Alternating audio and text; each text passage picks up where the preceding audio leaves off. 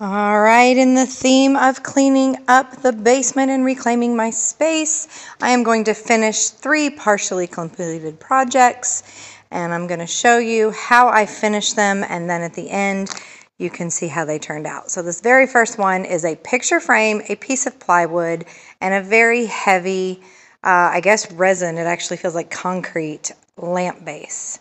So because it was a lamp, it has a hole where the cord was. I'm going to fill that with some air dried clay from IOD.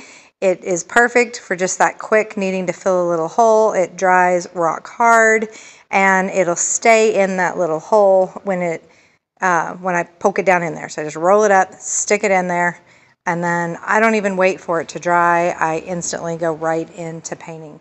I'm using some DIY paint. This is, you can get occasionally kind of some test samples and things that they were doing where they were trying colors, trying formulas. So this kind of a taupe color, it's very watery, very runny, but I did love that brown color.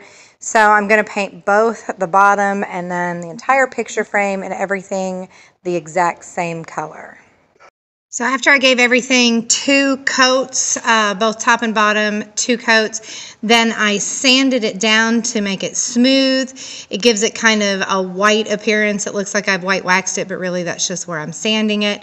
And then I'm going to cover everything with a really good coat of the DIY clear wax. It brings it back to that natural color that it had before when I first started. So to bling it up a little bit, I am using the DIY Golden Rule. I love this stuff. It's a wax. It's just like all of their other wonderful waxes, but it is a beautiful bright gold color. So all of the edges, I give that gold. I kind of take my brush and smear it around. But once I get everything covered, all the edges, both top and bottom, it is finished. So the second project is, it has an official name, but what it ultimately is would be like it would sit next to the couch and hold your sewing supplies. This is not a true antique. It's a reproduction. It's from about, I'd say probably the 80s. And it does have feet. I was showing you where I kept the bracket on the feet and my little hack so that I could paint them standing up. Didn't have to touch the spindles for the feet. And that old piece of sandpaper worked as a drop cloth.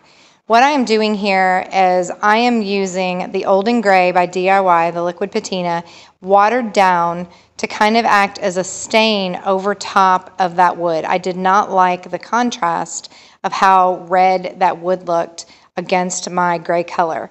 The base is painted in the Cottagecore jamirayvintage color by DIY, Gray Skies, and it was absolutely perfect to just tone this down. It didn't really make it gray, but it kind of gave it a duller look that gave it just a gray tint.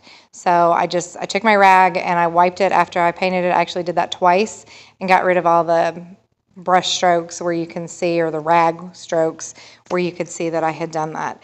But it helped it give it that look that I was going for, where everything kind of had a tone down. So then I sanded it just to get back some of that. You can't you can't wet distress the Cottagecore colors because of that sealer, but I was able to just take 220 sandpaper, go all the way around it, and help bring back some of that distress to give it that aged look. And then after doing that, I still wanted it to have a little bit of darker color, so I used the Kilz dark wax, and I used it anywhere where I had sanded it. So I just used this tiny little disposable paintbrush where I have a whole bunch of them that I got it in a package. And I just went around and I put that anywhere where I had sanded all the way down through the stain, and the wood was real pale. So it had a real white, look to it, and I just went and made sure that it blended it in to make it old. Then I took it and added it in any of the cracks where it naturally would look a little bit dark.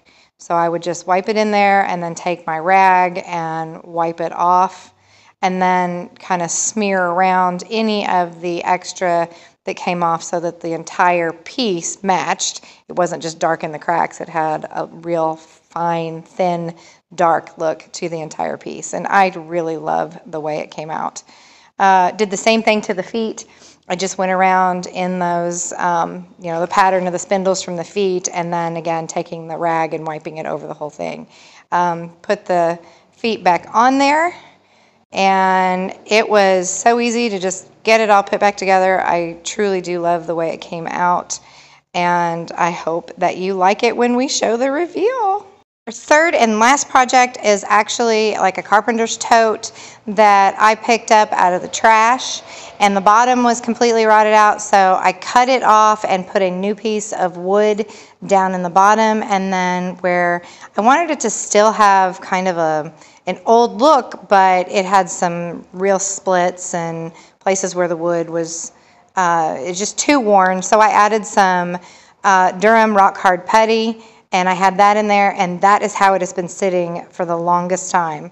So I'm going ahead and getting it finished, sanding down where I had that putty, and then I'm mixing in some baking soda with that same DIY lab paint in the kind of that brownish taupe. And this is going to give it that really thick texture. You can use all kinds of other products for that. I use baking soda. I buy it in the big giant bags. And again, since that paint was so thin, I was able to not use very much and mix that up in there and create a textured salt wash like look. And so then I stippled the paint on everywhere there. I did, true transparency, I ended up actually putting a coat of paint everywhere on there and then going back and stippling after I started it this way and figured out that was really hard. So that gave it the textured look that I was going for and kept it looking old and really what it was. So I painted the entire piece in that exact same way, and then I come back and I go ahead and sand it down the same way I did on the tray, on the tiered riser. So, sorry, words are hard apparently. So now I'm going to use the clear wax, and I'm going to do the same thing. Everything's the same. You can see how it brings it back. But the next step after I completely clear wax everything is I'm going to go in and add white wax. Again, both of these products are DIY. And I'm going to rub it really hard with a wax brush and get it down in that texture so that it's in all the little cracks and little nooks and crannies in there. And then I am going to take my rag and I am going to scrub all that back off except where it sticks in. So it does totally change the color. It gives it almost a gray look, but I really love the way it turned out where you can see that wax, that white wax down in all of those little grooves and in that texture from that paint.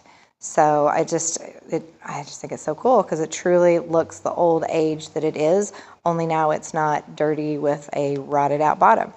So to continue and kind of upcycle it and give it something different rather than just have that old handle, and yes, this was actually painted pink in the original, so I'm not sure who was using it, but it had nails and all kinds of icky stuff in it when I found it. But I'm just taking this twine. It's from Walmart. It's just a big giant thing of twine that I got. And I added a little bit of glue to hold it. And then I just continue to wrap it around and periodically glue it just to make sure that it's got certain places that I know were stuck down really well. And then I go all the way to the end. And again, I just glued it at the end. So I really love the way it turned out. So I hope you like the reveals. Here they are. Thanks for watching. If you don't already subscribe, I would absolutely love if you would subscribe to my channel, share my videos. This is a wonderful way to help me grow my business, totally free to you, means the world to me. Click the notification bell, and then you'll be notified every time I upload a new video.